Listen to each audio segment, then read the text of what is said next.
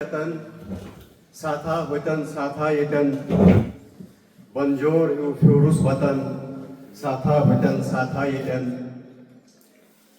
काबिल इज्जत जनाब जावेद इकबाल खांडे साहब, उनके बगल में बैठे हुए मेहमान अल्ताफ साहब, दूसरी जानिब बैठे हुए हमारे अली मोहम्मद साहब, साथ में बशीर साहब के साथ आए हुए दिगर मेहमानान हजरात, जिला पटवार एसोसिएशन के सदर जनाब आरिफ मीर साहब, हमारे प्रोविंशियल बॉडी पटवार एसोसिएशन के वाइस प्रेसिडेंट जनाब निसार भट्ट साहब, यहाँ मेरे साथी गिरदावर साहिबान, पटवारी साहिबान और आज की इस अलविदाई तकरीब के मेहमान खुसूसी जनाब बशीर अहमद शेख साहब, आप सबको मेरी तरफ से प्यार भरा आदाब व सलाम। हम जानते हैं कि आज की जो ये तकरीब है ये हमारे हर दिल अजीज महकमा माल के एक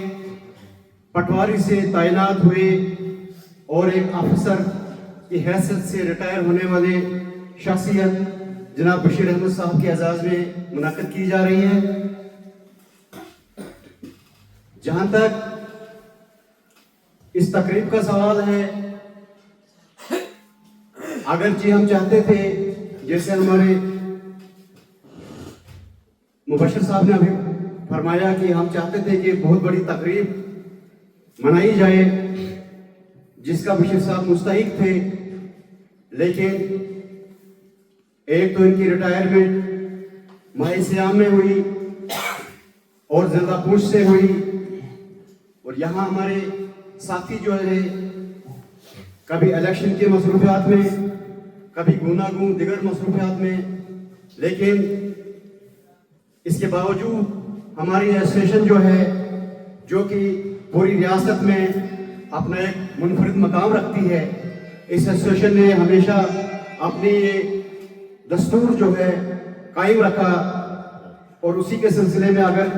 आज मुख्तसर नोटिस पे ये पार्टी हुई, बहुत अच्छी पार्टी हुई।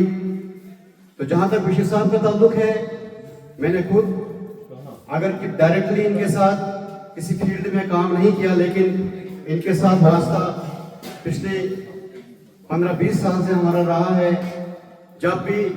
किसी भी साथी को कोई दिक्कत आती थी तो ये गिने चुने लोग ही थे जिनके पास हम जाते थे, जिनसे हम सलाह मुशवरा लेते थे, और हमेशा ये अपनी नेक आरा से हमको नवाजते थे। मैं बशीर साहब को अक्सर कहता था, उनको भी याद होगा कि इनमें एक ऐसी शख्सियत है कि मैं इनको बोलता था कि जब भी मैं आपको देखता हूँ तो कुछ दिल में सुकून जैसा महसूस होता है। मतलब आपकी शख्सियत ही ऐसी है कि मुस्कुराहट झलकती है हमेशा इनके चेहरे से। ये कोई शख्स होता है, ये खुदादाद कुछ खूबी होती है उनमें कि उनको देखकर ही आप मुस्कुरा जाते हो। तो उन्हीं में से बशीर साहब एक शख्सियत है। जहां तक इनके महकमा की तरफ फराइज की अंजामदही का सवाल है, गालबन 20-25 साल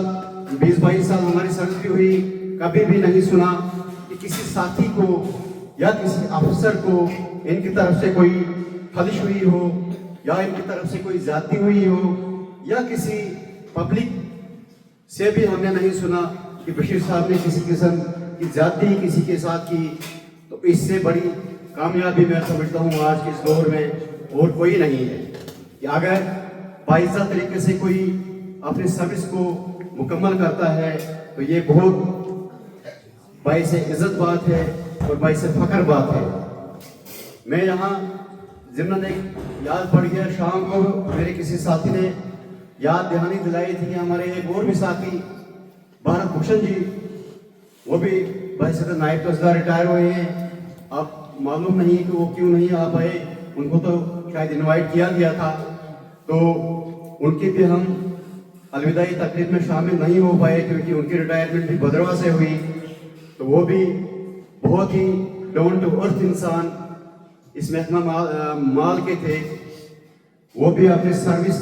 कामयाब सर्विस मुकम्मल करके सबकदोश हो चुके हैं। बहरहाल ये सर्विस जो है ये पार्ट एंड पार्सल ऑफ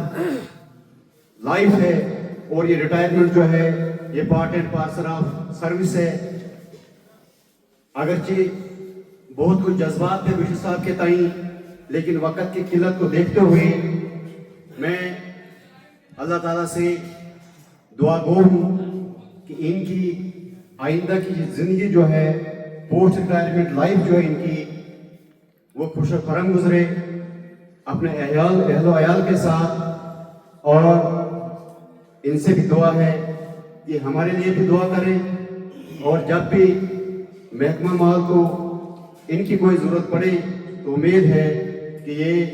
अपना कीमती वक्त निकाल कर अपनी खिदमात को अंजाम देने के लिए तैयार होंगे। तो इसके साथ ही मैं आपसे रुखसत होना चाहता हूँ।